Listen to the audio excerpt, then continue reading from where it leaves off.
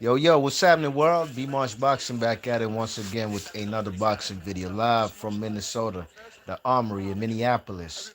David Morrell's adopted home city. David Morrell puts on a show out there in Minneapolis against this guy from Kazakhstan by the name of Aidos Yerbossynuly or something. Both guys I believe are undefeated. I know David Morrell's undefeated. I believe this guy's undefeated as well. Have He might be undefeated. But hey man, this was a good fight, you know what I mean? The man David Morrell was handling his business, using his jab from the southpaw stance, you know what I mean? Throwing his left hand down the pipe, he was digging to the body, paying attention to the body, he deposited his dividends in the body bank from round one, you know what I mean? And the man was laying the smackdown, he busted up this man Yerbossynuly faced by like round three, man, was leaking from the nose and the mouth. So it looked like it might be an early knockout, but the man, David Morrell, had a little trouble with, not really trouble. It looked like he really did take rounds off, but this guy was applying pressure on David Morrell in rounds 5 and 6, and those are the only rounds that I gave you, Yerbossynuly. Yeah, I mean, the man was putting the pressure. At times would have David Morrell's back against the ropes. But David Morrell was not, really didn't have any much volume or punch output, was low in them rounds as opposed to the others. And, from then on out, rounds 7 through 12 was a straight, beat down from the man Morrell, you know what I mean? But the guy it wasn't one sided.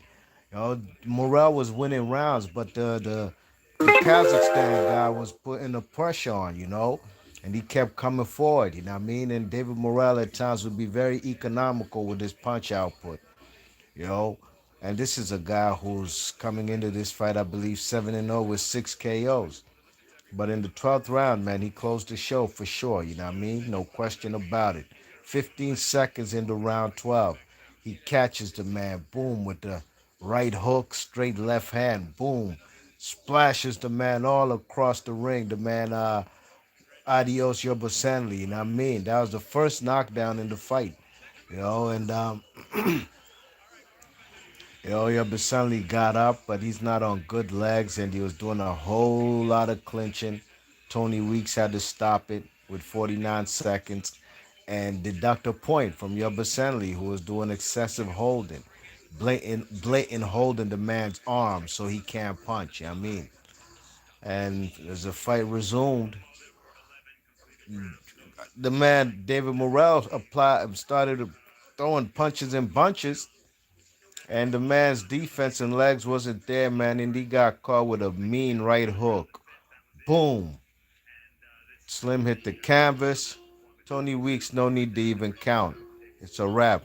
Knockout, knock in the 12th round. So he closed the show in the final round, and that was a very good feat because, this guy he fought was a tough customer, you know what I mean? This is the toughest fight I've seen David Morrell in, no question about it, you know what I mean? Despite him winning at least 10 rounds on my card, he still went through a learning curve in this particular fight. You know what I mean? A guy who's now, excuse me, 8-0 with 7 KOs. Mike's rings in the chat says, "Hope Adios is okay. All that blinking and stumbled walking is hard to see. It sure was in the 12th round. That first knockout that he got dropped with 15 seconds into round 12 was the one that had him, kind of his eyes blinking and shit. You know what I mean? He took a beating in there. Like I said, man, he was leaking from the nose and mouth from round three. You know what I mean? Mike's ring says Morrell beats Plant for sure. It'll be a good fight. Definitely the biggest test in David Morrell's career. Caleb Plant can box. He showed that against a big puncher as well in his last fight, you know what I mean? And he ended up with the knockout, a guy who don't usually knock people out. You know what I mean? So that was definitely a big W for him. But I'd love to see it.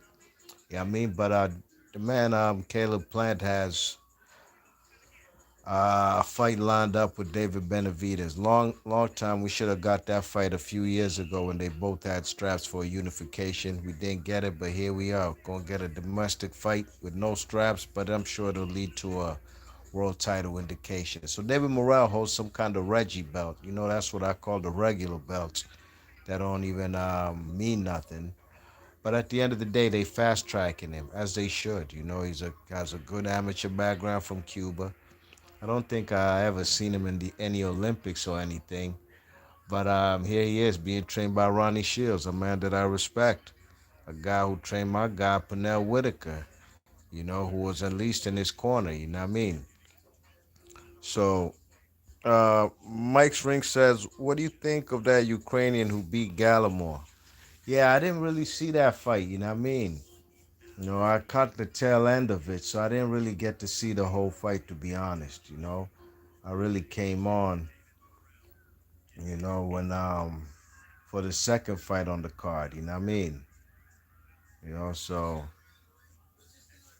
um, with the Jason Rosario, that's the fight that I saw in its entirety. So I didn't really get to see the whole fight. So might have to go back and find a replay of that. So big ups to David Morrell. Very good fight. Entertaining fight all through. Very competitive fight. But David Morrell, man, he's going up. He's moving up in the ladder. You know what I mean? So hopefully sooner than later, we'll see him in some meaningful fights. B Marsh Boxing, big ups to Mike's Ring in the chat. Hit the thumbs up on your way in, on your way out. And I'll catch you guys on the next one. I'm gone. Peace.